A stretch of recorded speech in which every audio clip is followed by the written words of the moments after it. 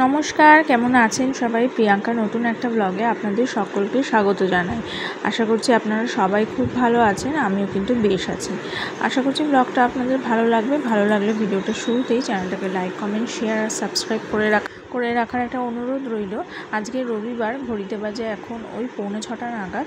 ঘুম থেকে আজকে তাড়াতাড়ি উঠে পড়েছি, কারণ আজকে পিয়াংশের জন্য একটা ডাক্তারের অ্যাপয়েন্টমেন্ট নেওয়া আছে। বেশ 2 সপ্তাহ ট্রাই করেও নিতে পারছিলাম না আর কি, তাই আজকে পেয়েছি যখন ভাবছি যে আজকে খুব টাইম মতনই পৌঁছানোর চেষ্টা করব। তো সকাল সকাল যেমন উঠে আমার ডেলিকার কাজ শুরু করেছি, তেমন ভাবলাম ভিডিওটাও শুরু করি।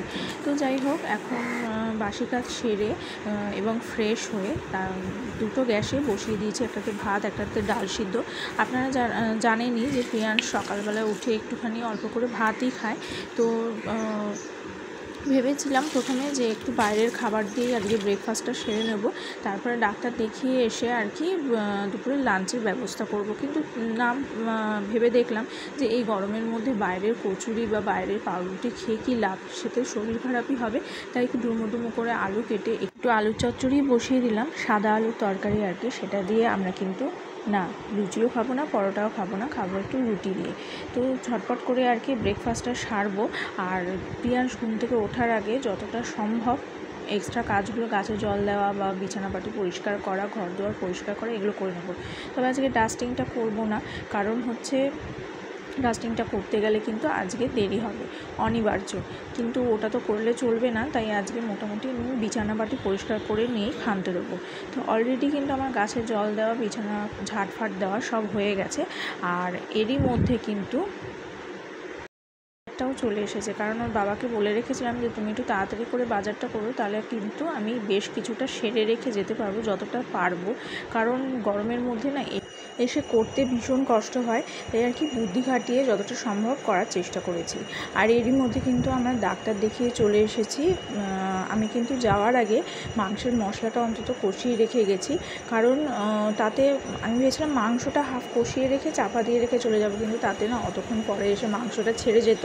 তাই আর কি শুধু মশলাটাই কষিয়ে রেখে আর মাংসটুকু ধুয়ে রেখে চলে গেছি।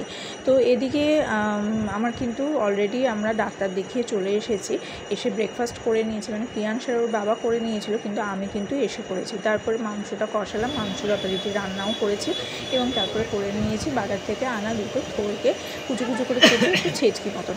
আর এদিকে প্রিয়াংশ কিন্তু ওর দিদির সাথে খেলছিল।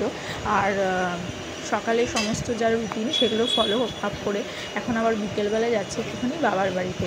তো এই যে আমরা সেরে বুঝে বেরিয়ে গেছি আর বাজারে এসেছি আম কিনতে। আমটা কিনে নিয়ে এই যে চলে এসেছি বাবার বাড়িতে। এদিকে বোনও এসেছিলো।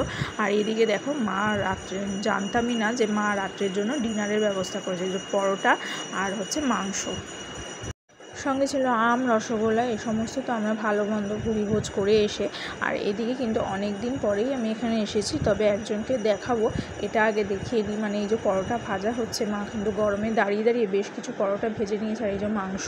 আর চলো আরেকজনকে দেখিয়ে আনি তোমাদেরকে।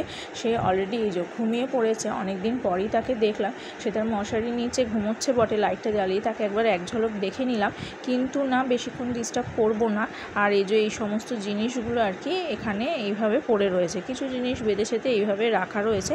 তবে ভিডিওটা এই পর্যন্ত থাক, যদি ভালো লাগে তবে চ্যানেলটাকে অবশ্যই লাইক, কমেন্ট, শেয়ার এবং সাবস্ক্রাইব করতে ভুলো না। দেখা হবে পরবর্তী ভিডিওতে, ততক্ষণ পর্যন্ত তোমরা সুস্থ থেকো।